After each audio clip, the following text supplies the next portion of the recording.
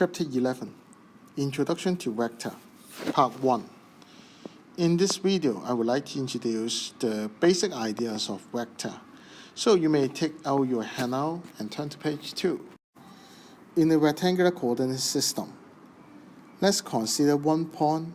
P is equal to 3 and 4.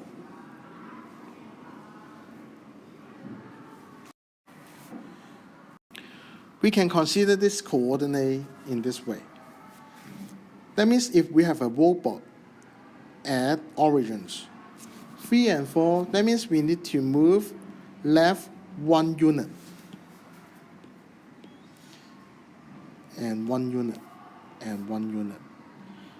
So the x-coordinate is equal to 3 and move upward 1 unit, 1 unit, 1 unit, and 1 unit. In total is 4 units. If I define this directions is I,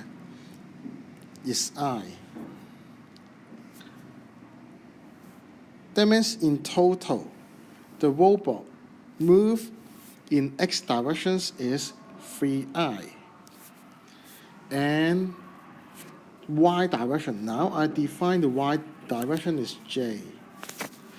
In total this is 4j.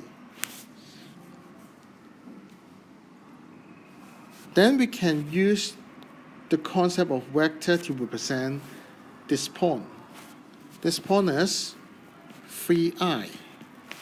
That means we move in x directions 3 units and plus 4j. You can see, because I want to emphasize this is a vector, so I need to add an arrow here and one arrow here. So vector OP is equal to 3i plus 4j. What is the meaning about vector? Vector, a quantity which are specific by both directions and magnitude. That means if we have a vector, the most important thing is that we need to know the direction of the vector and the magnitude. So what is the notation of the magnitude? If I have an OP vector, how to represent the magnitude? We can use two straight line, okay, to represent it. So this, if I ask you to find the values of OP and add two straight line here, that means I want to find the magnitude. It's not the absolute values. There are several remarks for the vector. If two vectors AB and CD, we said they are equal, that means these two vectors must have same directions and same magnitude. If two vectors with same magnitude but opposite directions, we'll call this is negative of that vector. So if the original vector is AB, if I have another vector with same magnitude of AB but different direction, the opposite directions, we will call that one is negative AB vector. Zero vector, that means if the vector, the magnitude is equal to 0, then that vector is called 0. So I want to introduce more about the addition of the vector. Let's consider these situations. If we have two vectors, OA and OB, I want to add them together. If you consider this, the addition of these two vectors is used by using the previous idea. That means the robot. 4 and 8. That means I need to travel along the positive directions of x-axis, the positive x-axis, by 4 units, and travel along the positive y-axis by 8 units, and 5 units and 3 units.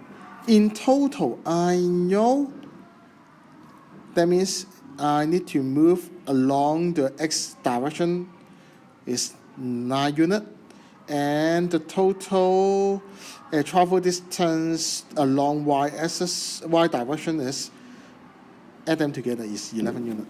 So the answer is 9i plus 11j. Okay, make it simple. Maybe next time you can write down 4i plus 8j first, and then plus 5i plus 3j.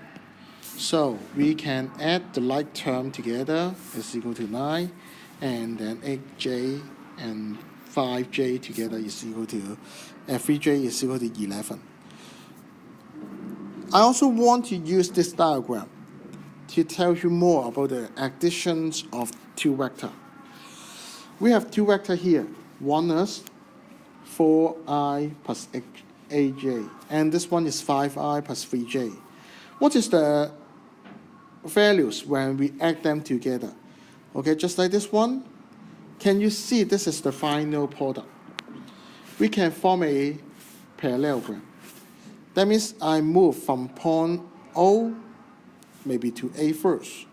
And because these two vectors are equal, because this vector is equal to this one, because they are parallel and the magnitude are equal, so we can move it from O to A first and A to C by moving this vector. This is another addition which is called parallelogram law of additions. Later we'll discuss more how can we move this vector to here and then we can add them together. How about subtraction? We can use the same idea. For example, if I want to find OA minus OB, that means 4i plus 8j minus 5i plus 3j. So because I move along positive x-axis by 4 units, but along the negative x-axis by 5 units. So add them together is equal to negative I. And similarly, okay, I know this is 5j. So let's see one example, page 3. Example 11.1. We have 3 points A, B, and C. Find A, B. How to find A, B? Consider this is 3 and 2, and point B is at 2 and 4. That means here, 2 and 4. If I want to find vector AB, that means I want to find this vector from point A to point B. So, what is this vector? After drawing this figure, and not very difficult to observe, I know from this point to this point, the x direction I need to subtract 1.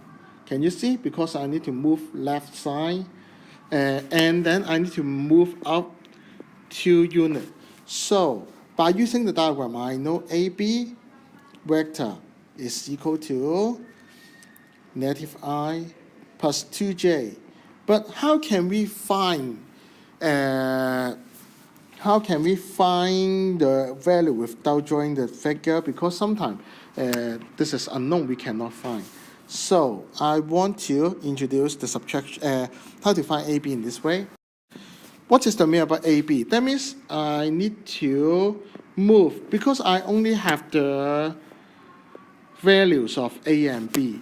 So if you want to travel from A to B, we can travel it directly, that means from A to B, or we can also travel from A to point O first, and then from O to B. I know the values of OB. OB is equal to, that means it's equal to 2i plus 4j. How about A to O? I know OA. OA is equal to 3i plus 2j. This direction is 3i plus 2j. So the opposite directions, I need to add negative. Okay? So if you want to find AB, that means you can find AO plus OB. So I will remember, if you want to find AB next time, AB, B is the final positions, A is the original. So it's the final position subtract the original positions. So minus OA. So AB is equal to 2i plus 4j and then minus 3i minus 2j. And you can calculate this is equal to our answer. Part B asks you to find the magnitude of AB plus OC. So maybe I need to find AB plus OC first. I know AB by part A, and I also know the values of OC is negative I plus 3j, because this is negative 1 and 3. So negative I plus 3. So this is negative 2i plus 5j. Then, how can we find the magnitude of negative 2i plus 5j? What can we do? Think about the vector. Negative 2, so I can rearrange the position. Negative 2 plus 5j. Sorry, plus 5j. Plus 5j. This is negative 2i. I want to find the magnitude. Can you imagine? Can you find? This is a right angled triangle. So if you want to find the magnitude in ij form, that means it's 2 squared plus 5 squared and take square root. So which is equal to the square root of negative 2 squared plus 5 squared. So the answer is square root of 4 plus 29, 25 is equal to the square root of 29. Any questions so far? If no, maybe you can try to do 4xi 1 and submit through Google Classroom. And I want to have your solution before the lesson.